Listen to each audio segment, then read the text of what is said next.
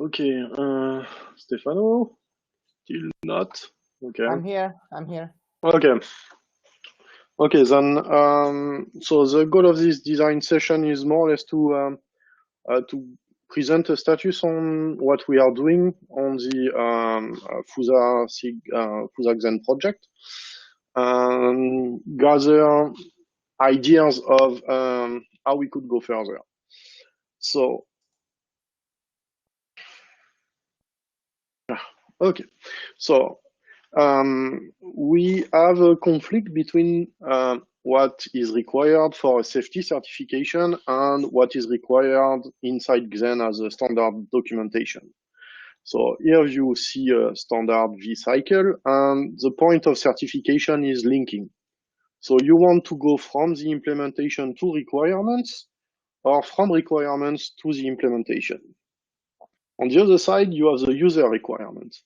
You want to have an understanding, and for that is using the documentation to actually understand the implementation, or the documentation to understand how to use the implementation. That's, for example, on interface documentation. How could we fill the gap so that we don't really provide certification, but we still have something to help someone who wants to go through certification with Xen? Why is it so slow? Okay, so here is a practical example. So we have a user documentation for on hypercall, which will say, well, that the document describes the run state hypercall and what it can be used for. So the sentencing is user-friendly and is made so that you explain actually what you do in there in a user-friendly way. The requirement has a more straight formulation. So here you have something saying the Xen hypervisor shall. So shall is a specific wording. Oh yes, you're right, Stefano. One sec. So the safety requirement is actually using a specific wording and a specific way of sentencing stuff, because here the shall has a precise meaning. It's something that Xen must do. So Xen must provide an hypercall for the user to retrieve the run state information. So what we see from those is that both sentences are actually describing more or less the same, but in a different way. So the question is, can we find a way to write user documentation in a way that it can be easily converted to a requirement? Yeah, so that's what we are trying to do in the FuSA project. Stefano? Yeah, so basically we are trying to do two things at once that are not necessarily fully aligned, right? On one end, we are trying to write documents for safety certifications. But as Bertrand explained in detail, document for safety certifications have a very specific language. At the same time, we're trying to write documents that are not only useful for safety certification. So useful for safety certification, yes, but maybe also useful as a normal document. Also, we don't want this document to be only writable by experts in safety, right? So we want anybody, a Xen contributor, to be able to come in and contribute to the document. So it's trying to find the right balance between something that is directly useful for safety, but also something that is not so safety specific that nobody but safety expert would engage with. I think you can. Yeah. So this is what we did so far. So we created a new repository under gitlab.com Xen project FuSA to run experiments because we're still trying to understand the mapping between these documents. And one of the things we did, in fact, is to write, Bertrand did, it's writing the document for an hypercall, as an example, and then the document for the same hypercall as for safety certification, as safety certification requires. And that helps us understand the difference. And the idea is to come up with more examples and maybe write a template that we can use for something that is not quite exactly like FuSA requires, but it's close enough that somebody that doesn't have any Xen expertise but is a FuSA expert can take and transform into a FuSA document. And vice versa, is close enough to a Xen document that somebody that doesn't know anything about FuSA but is a Xen expert can write. With the other reason for having the project there, the new repository there, is that we are going to, at the moment, it's more like a wiki almost. The idea is to write this document collaboratively. So some of the documents that go up there are only half written. You can think of it really like more like a better way to do a wiki nowadays, closer to the final result. So that we wanted to have web-based pull requests so that FuSA experts or people that are not familiar with mailing list can just participate. But at the same time, we try to align it from the get-go with Xen.git as close as possible. So we pick the same license as Andy documents, CC by 4, Creative Commons. We chose the same format as Andy's new document, which is RST. I think that's it for me. Okay. Okay, thank you, Stefano. Thank you, Bertrand. So when approaching the verification part of a software, one of the main activity is the static analysis of the source code. What is the rationale behind this activity? So one of the objectives of a safety standard with regard to software development is to reduce the risk to insert new bugs in the source code. And this is done by forcing the developer to follow some coding rules in order to ensure fundamental dependability properties, as the one we can see on the left side. So comprehensibility, consistency, robustness, maintainability of the code. Of course, this set of rules are not fixed in the standards because it's highly depending on the type of software we are developing. But the standard requires to follow some principle and suggests to keep the MISRA rules as a reference to define proper guidelines prior to the development start. So this is the process. First, we have to create an appropriate coding guidelines set for our software, and we can use, as an example, a subset of the MISRA rules that apply to our software, so that are representative for our software, but we can also add some other specific rules we would like to use. Then the developer, following these rules, start writing the code. And then the code is statically verified against this rule set, and if violations are found, this violation has either to be justified, either to be fixed. So next slide, please. How to apply this process when we have to deal with a legacy software, like Xen.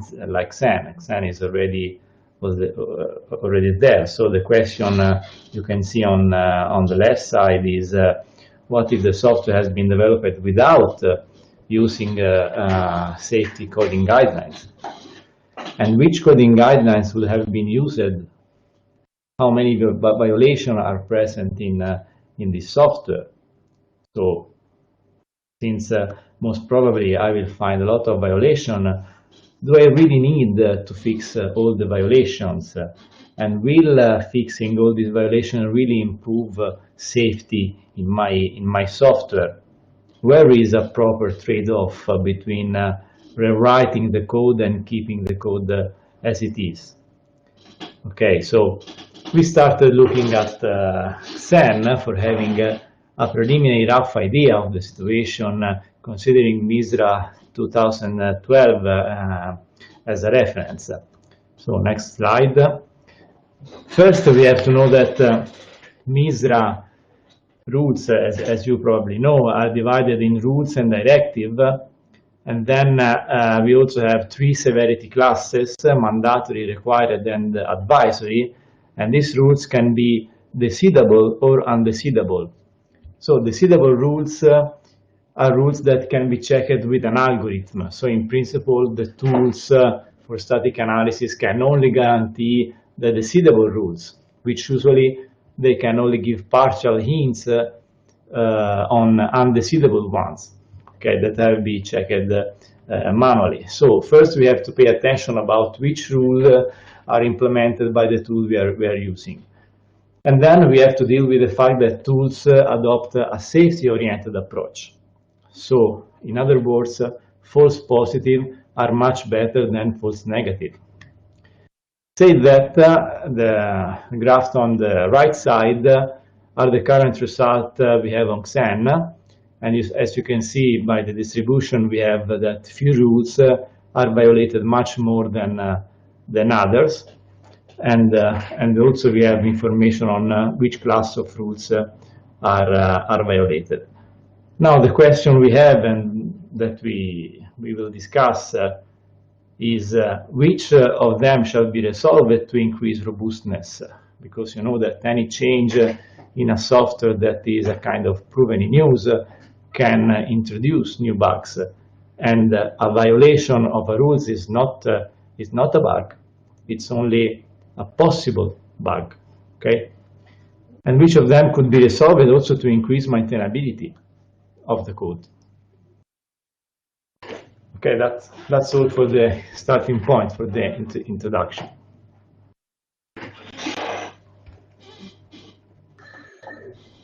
Okay. Artem wanted to present first, I think. Oh, hey, Artem? Yes. Sorry, what you were saying? You wanted also to present something or to say something as an introduction? I wanted to say something about the documentation. And I don't have the slides, but I can share something. Wait, is it possible for me to give you the... I don't know. Never mind. Let me start explaining. So last couple months I've been playing with the parsing the mailing list. I think I did present some time ago on the parsing mailing list to catch up to get the requirements from the mailing list. And yay, I think I can do something now. So let me explain, and then I will try and see if I can. Oh yes, I can. Yeah, you are the presenter now, so you should be able to present something. Yeah. Let me know if you see my screen. When you see my screen. Yes. Okay. So sorry, it's so small. I've been playing a bit with it. So what I have managed to build, I used ARM implementation so far. So this is a blame for VGeek file, initially developed a few years ago. So, and with the blame, we can actually cover every line of code and the history of development, starting from the first commit related to this file and up to its current state. So based on this, like to give you like a very simplistic example, yeah, like this one. Yeah, you see, this is one of the patches that was coming as a fix. Where is this one? What I can do, I can go to a database of emails and build the full, right now it's just parsing the full list of the emails, build the full list of dependencies. Actually, it looks like, where was it? Yeah, it's here. So I use MarkMail. It's a database which has open API to indexed mailing list. So with that, I can actually right now index all of the changes, requirements, and reviewers that happen for every line of, well, not every line of code. Common code is is not so structured since it's old, and there are like emails that are not as structured as we have them today. But basically, even right now, I can get a content for, at least for ARM architecture, covering lines of code with a requirement going like for every change that covers the implementation and so on. I don't really know how to build requirements out of that. I think we will need to discuss with Antonio and a few other folks. But this can be the quotes of emails can be treated as a low-level documentation where we don't have it, and we don't have it in many places. Geek is not the best example because it's actually covered with documentation. At least I've seen some of it, right? But this is just as an example, an exercise that I can do with the Markmail. I'm building right now in the background the full list, but it's taking over a week now because like too many emails, so I don't have the results yet. So with this, I think we can build and cover most of the code with the low-level requirements, not with the API requirements that what Bertrand you're doing now, but with low-level requirements. Like to give an example, this every email contain why something was implemented, how it was implemented, and bunch of people who did the reviews. So that's like a full story that needed for development process kind of implementation.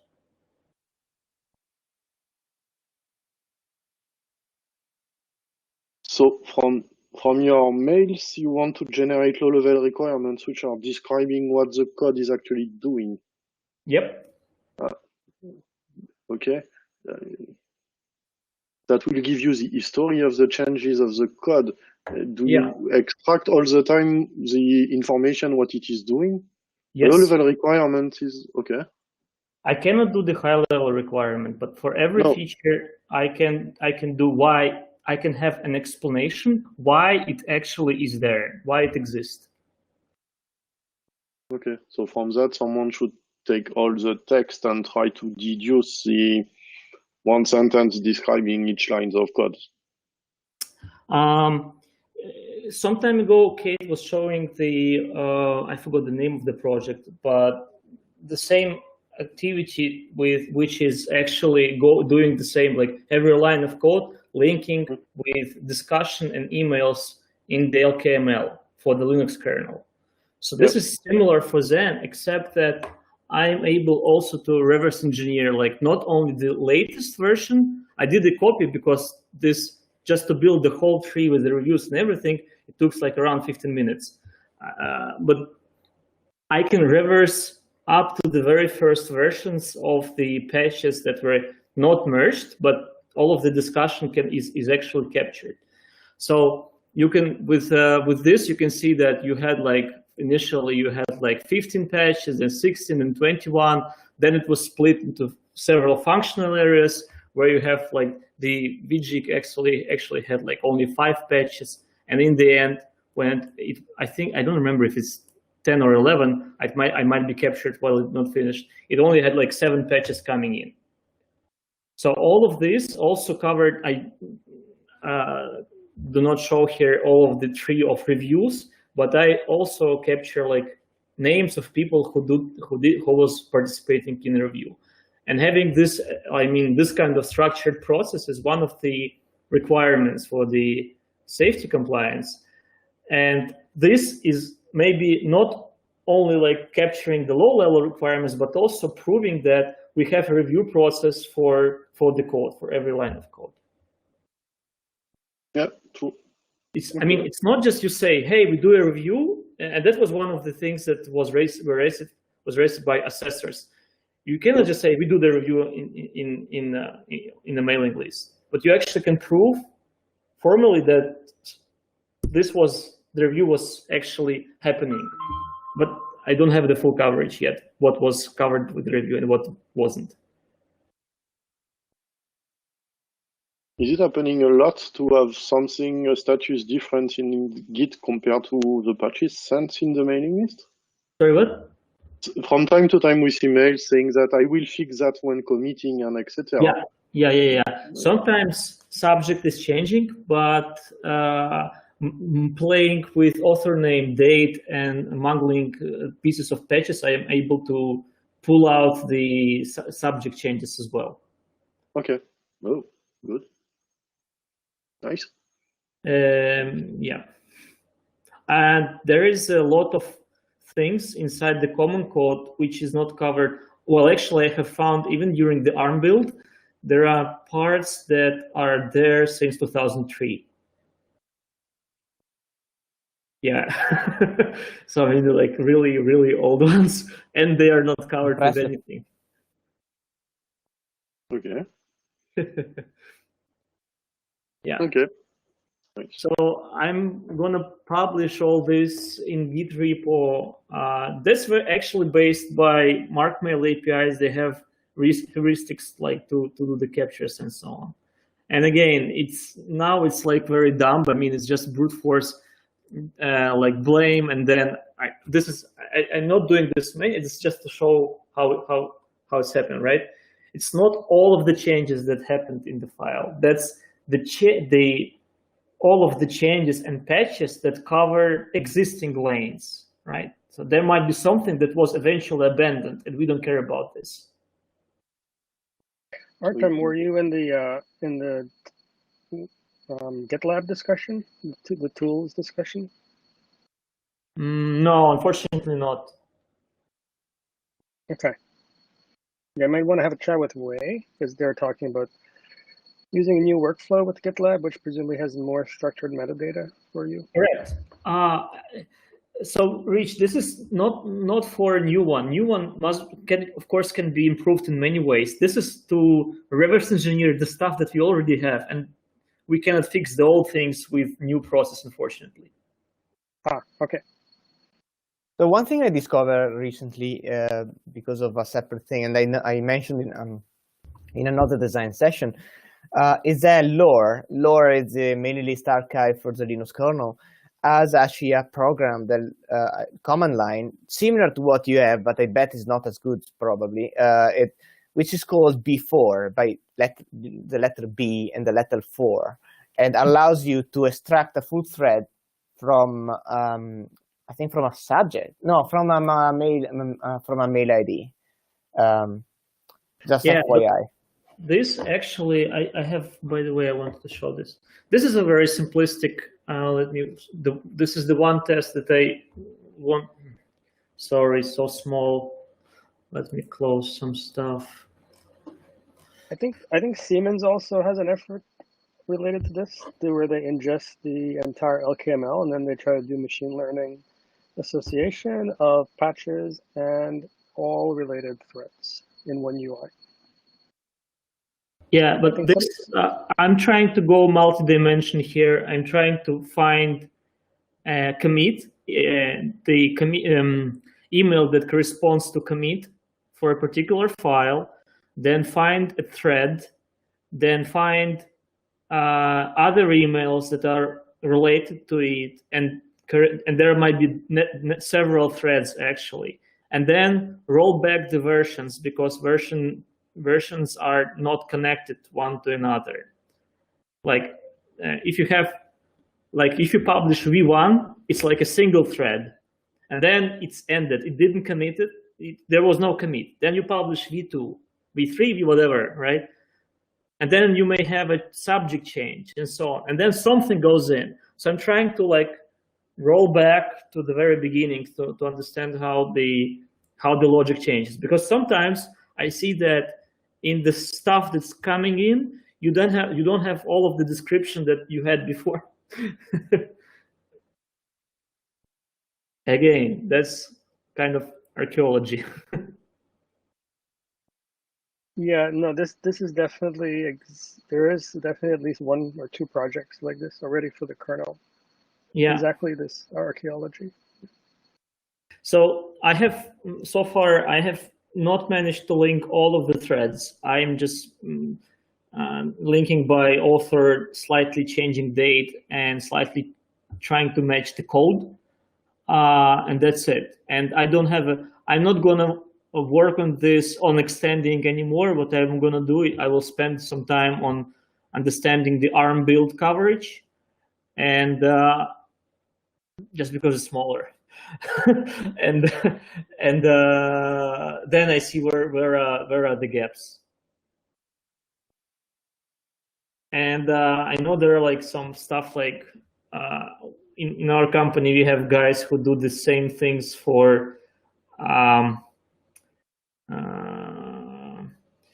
analysis of text and analysis and trying to make senses. I'm not an expert in that, unfortunately, so I will need to get some help from on that side. I might have missed this earlier. Is the code open already for this?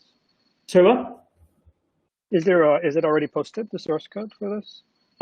Some of it, yes. I will try and push everything else. I just want to make sure that it works, because I recently found that some of the emails that were parsed incorrectly. But I can publish it like whatever state it is now, and then see how it goes.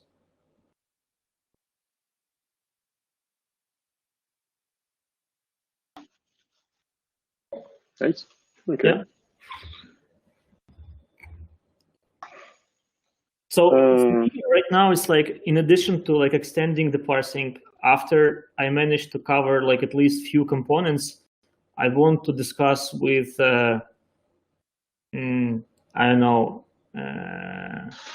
somebody from assessor side to see if that's can be treated as okay. We have that is a good proof for review. That is a good proof for like low level design and so on. Maybe I don't know, Antonio or somebody can help on that. I mean, if an assessor is doing a review, he will review your process and will ask you to justify that this specific file or this specific change was reviewed and accepted and etc. Yeah. And I'm kind of sure this can be used. The question is how many holes you might have, and at some point, how far can you go without needing someone to do a review of the reviews to make sure that what you generated is actually right. But definitely that should be taken as part of the review process for any changes going inside the source code. And, well, eventually, yes. Yeah. But that's a process changes that are not going to cover the existing base, right? No. So possibly if you want to do that, that means you use your tools to create a database out of the past. Yeah. And then you do something so that the database is enriched with whatever is said on the mailing list for each changes. Yeah, but it's definitely something interesting, and that would be required. Yeah, but it's from my experience, I know that we did that using the CVS history or the SVN history. So just looking at the commits and looking what was done, and a standard way to do this is definitely to have a tracking between your commits and a change database, so that in the change database you can register who was the reviewer, etc. And I think the fact that the reviewed by and etc. flags are in the Git commit message is also something mandatory that is very useful. But yeah, it's a all-in-one. But we should discuss this with Antonio Priori, definitely. You might have some extra insight. How do the safety folks think about code that spans multiple projects and repos and code bases? Sorry? How do they think about code that spans multiple projects? So for example, let's say there's some code that came from Linux and then it's used in Xen, and so there's history in both places. Okay, it's on my background. I'm coming from avionics certification, so it is kind of an high level of safety. They don't care where the code is coming from. So it means you must generate a set of document and history and linking for what you want to certify. So if you use some Linux code, that's okay for them, but you need to provide the same level of proof for this code than for your code. Right, but are you then providing two sets of history, parallel history for the code, or a unified set? Well, quite honestly, yes, you could. If you design this as an independent module and use somehow certify these modules, and you could have the history of the part coming from Linux. The problem is if this is code which is mixed with your code in something that you cannot really bound with an interface or something which is really defined, then that will not pass. You will have to mix everything together. So, for example, if you take a library and you use it, you have an independent, unidentified interface. You can rely on this interface saying that this is a library, I will certify it, there is a bunch of documents to specify it, and then there is something else which is using it. So you connect it through the interface. That works well. If you have a function that's becoming more complex because, well, even though you have an interface, it's interlinked with your code. So you would have to check what is actually done. It's, well, we name that black box certification. That's possible, but down to what level this is more complex to specify. So in a proprietary cert, right, where there was one vendor, if they had gotten, let's say, a responsible disclosure of a vulnerability on the security side, so it's private to them, when they make a fix and they go to recertify, would they provide the history of that internal disclosure to the certifier? Yes. It's even for proprietary software, when you go to it's kind of a complex subject because there are thousands of different safety standards. But usually when you go to the authority needs to have access to all your secrets. Means they have access to the full source code. They have access to your full development history. They have access to all your review documents. So you share everything with them. There is no, you cannot certify something without giving its internal bits. It's not completely true. If we move a subset of the safety process to be open, then maybe you could have someone who on Twitter or on GitHub somewhere, they find a bug or they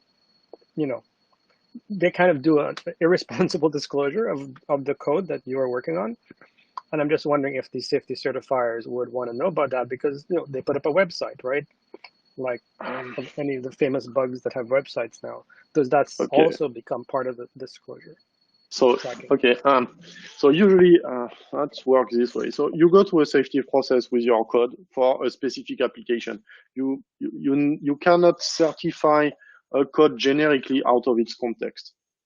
Okay, so you certify your code in for a defined use case. So you provide a certifiable code with all the artifacts, etc., but you integrate it in the whole system at the end. So Xen cannot be certified. It can be made certifiable. That's the first problem. So this end system, once it's certified, will live its life. That means you will have software updates, etc. And every time you have something happening externally, you will need to do an analysis of the impact that you have, because the certification process costs a lot. But usually in the industries where those certified codes are used, updating the code costs even more. So if Airbus has to call back all its planes because they have to do a major software update, this is kind of a nightmare for them. So they analyze a lot what are the impact up to the binary code and the binary impact. And in fact, most of the time, they will try to justify that something is not happening in their use case. If not, then they will introduce the code, and depending on the impact of the changes, they will go through different processes. So you can do a diff certification. That means you don't recertify everything, you recertify everything that was changed. Okay, so basically you would recommend, so people would probably disclose to the vendor and not to open source Xen. Even though the code might be in open source Xen, they would first go to the vendor and do private disclosure. It's, if someone goes to certification with Xen, they will take a snapshot and they will go through their certification process on their side. And then usually you maintain your source tree on your side, because you cannot update Xen continuously. That would cost too much. Even though that's a problematic which is currently, a lot of people are looking deeply in those kind of problematics, because safety and security, 10 years ago, that was two different worlds. Now there is security problematics every time you have safety. And so they need to go through this update problematics, and they are looking more and more on that.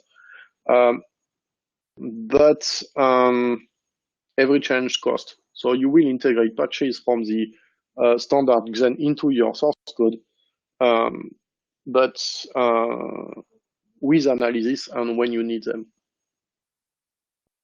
So they will probably disclose what they change at some point. I don't know. It's really a blurry area, I would think. It depends how the certification is done. It's really a very interesting subject, because Xen is, how to say, is a manageable code size.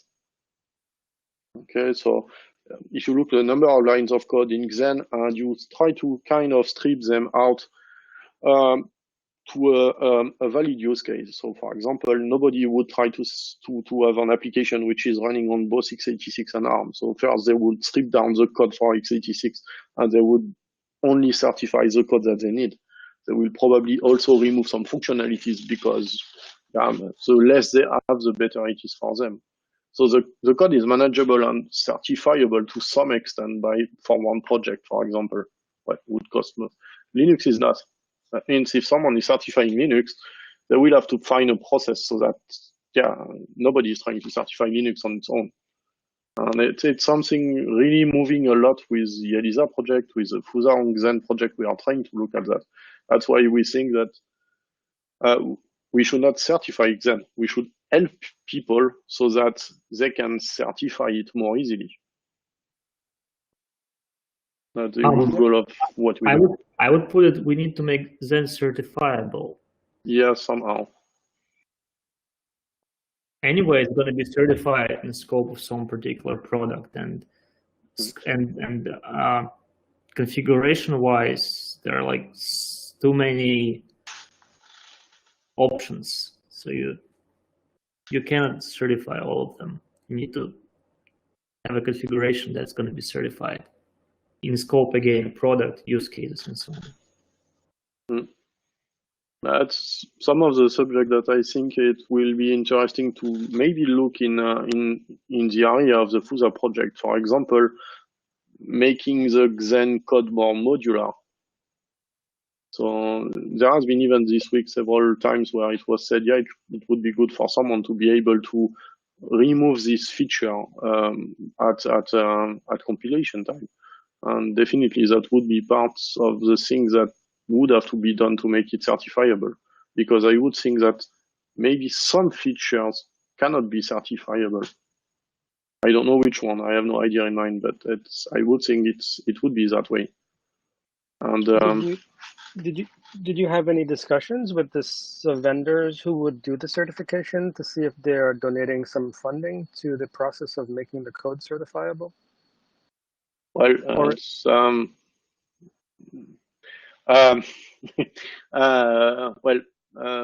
some companies are investing on that. So when I am working for ARM, and ARM is dedicating some time to help the Xen project. So there is a motivation in the industry to help go toward this path, but it will take a lot of time, definitely. I think it's a traditional chicken egg problem. So that's first, and second, it's usually, at least in automotive, tier ones and OEMs are waiting something to be ready or almost ready before they invest, because integration project will require a lot of investments in tailoring anyways. They don't want to do it beforehand. I think the industry will have to move at some point, because if you look in the past years, what was the application where you had high level of safety certification with some complex code? That was stuff like railway system, aircraft, so Airbus, Boeing, military aircraft. So things which had a very high cost.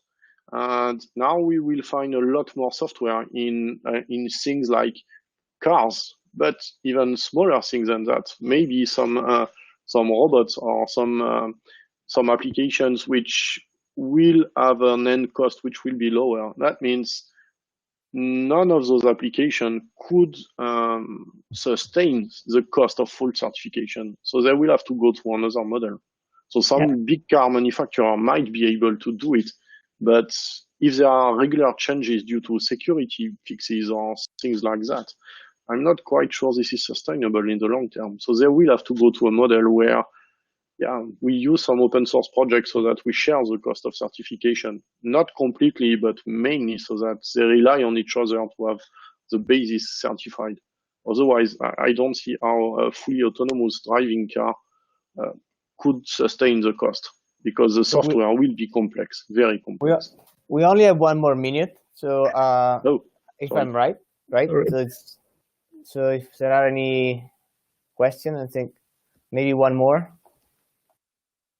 We could still take it.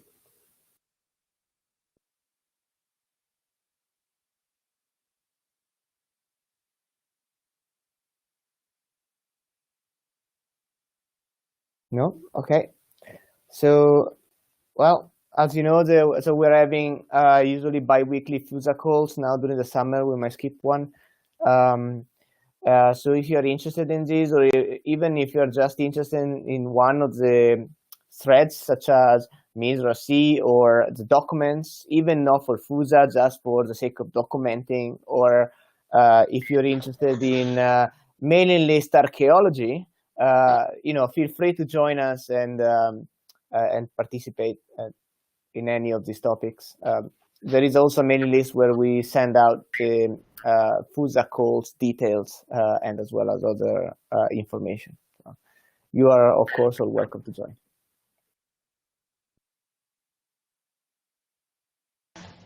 All right. Thank you all for attending.